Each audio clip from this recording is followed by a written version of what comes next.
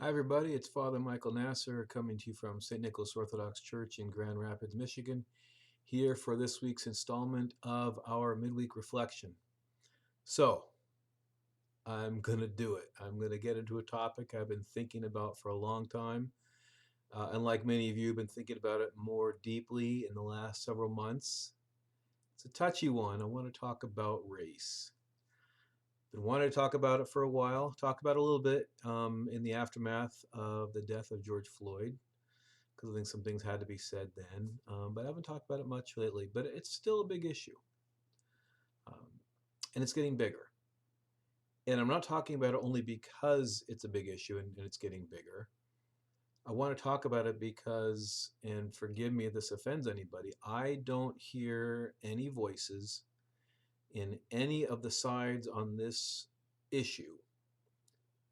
By only sticking to your side, I don't see how it does any good. I'm sorry. I'm sorry that offends you. I just don't see that either just supporting the Black Lives Matter movement or just supporting the police or others who want law and order. I don't see that either of those alone is going to work. I think both have really valid things to say. They're both saying important things. They both speak to the heart of where a lot of people are at. And I'm not here to just to say, oh, let's all get along. Let's everybody listen to everybody and let's just do a little better. No, what I'm saying is we've been given two choices, and I don't see either of them as being the way to get this. I'm involved in a book study of a book that comes from a point of view that I don't think I would agree with, and I was right. I didn't agree with it. Um, a little bit of understanding here and there, that's helpful. But again, I think people are in camps, and I don't see that changing. And more than that, I hear two different political perspectives, or even what people might even call moral perspectives. I don't hear a Christian perspective. I hear Christians on both sides talking about the Christian aspects of their side. And I give them credit for that. I think there's some valid things there, but is there really nothing different than we Christians have to say about this issue than just what people are saying that already agree with that position on either side? So I don't think we've heard the Christian response. And I wonder, like, is the Christian response just one of the responses we need to hear? I don't think so. And again, sorry to offend anybody, I believe that Jesus Christ is the most perfect and complete expression of God that this world has ever or will ever see, hear, touch. He's God. He comes, he talks, he teaches, he acts. He expresses. He's the one through whom we know what God says and thinks and does more than anything else. We have other indications, but that's the most complete. So he's unique. And I don't hear a uniquely Christian response to the issue of race in America or any of the world. And I think it's time for us to ask what is, not how do I move my particular side of this and make it Christian or find Christian aspects. I think you can find that on both sides. What's the uniquely Christian response that really is the answer? If Christ is the answer to everything that this world that's ever ailed this world, and I think he is, including death itself, then what's the Christian answer to this? I don't think we've heard it yet. Um, so what are we going to do? This is not going to be the first time talking about it. I don't know if I'm going to talk about it every week. We'll see. What I want to say first, though, is if we're going to get to that Christian response, it's not by talking more, it's not by talking louder. Again, important things, good things being said on people on all sides.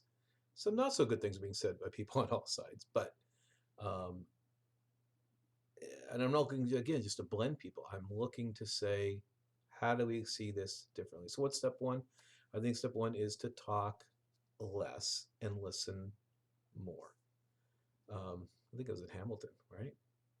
No, talk less. Anyway, I think we ought to talk less. I do think we need to listen more, and we need to think more deeply, especially in ways that don't get with what we normally do in how we think about things.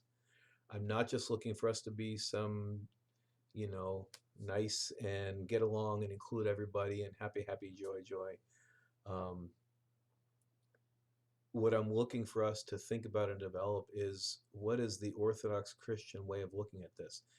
And one of the things I know off the bat is that it's going to be not me telling someone else what they should do different. People think that's what Christianity is. I think Christianity is here to judge and condemn other people, to say, you should be doing this, you should be doing that. Christians do that, but that's not what Christianity is. That's not what Christianity does. Christianity preaches the gospel, the good news. And the good news is not going around and telling people what they're doing wrong. That can be a part of it, especially people who claim to be following God. That was Jesus' gospel, repent.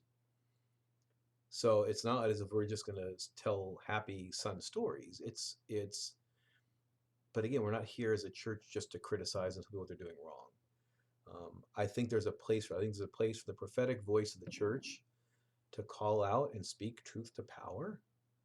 And we'll talk about perhaps what that might look like. But I think first of all, it says to every one of us as Christians, my first job is not to call someone else out, it's to call myself out in whatever I'm doing to contribute to this problem and to take whatever steps I can take to help make this better, whether that's for just one person or my community or my city or the world. And that's going to be me not telling other people to do differently. It's going to be me changing. And that's the first principle I think we have to do is stop and stop changing other people, even though lots of important things are being said. But first of all, to look at ourselves. I think that's what Christians do. We look at ourselves in humility and we go, what about me? Before we do that to anybody else. So I know it's not an answer to the problem. I know I'm just raising more questions, but I'm going to suggest that our first step is really do nothing. Say less, listen a whole lot more, try to understand people that are different from us and where they're coming from, even if they're doing things that we think are wrong. Why are they doing them? And again, everything I'm going to say, I'm sure is going to be misinterpreted, and I'm going to get all kind of criticism, but just try to hear what I'm saying and do what I'm asking you to do for me. Listen to what I'm saying. Don't listen and think I'm saying something I'm not saying. I'm saying in humility, in Christian love, that our first step is to slow down and say less, listen more, and think about the way of the cross. That's going to be the solution. The Christian solution to race is the way of the cross. It's going to be each one of us on our own uh, saying that I suffer. I don't make someone else suffer. I don't dictate. I sacrifice.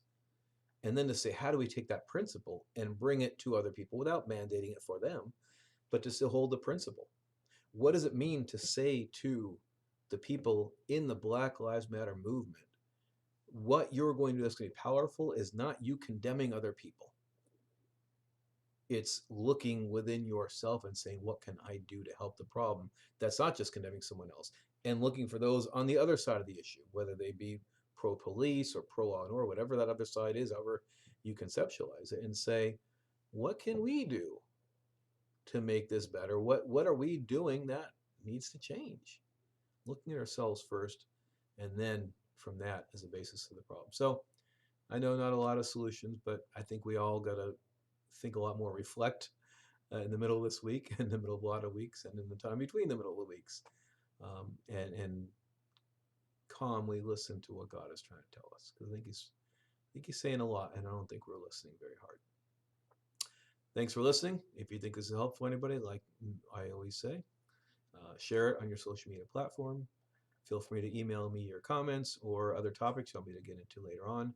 frmichael@stnicholasgr.com is my email address. And that's it. God bless. Have a great rest of your week.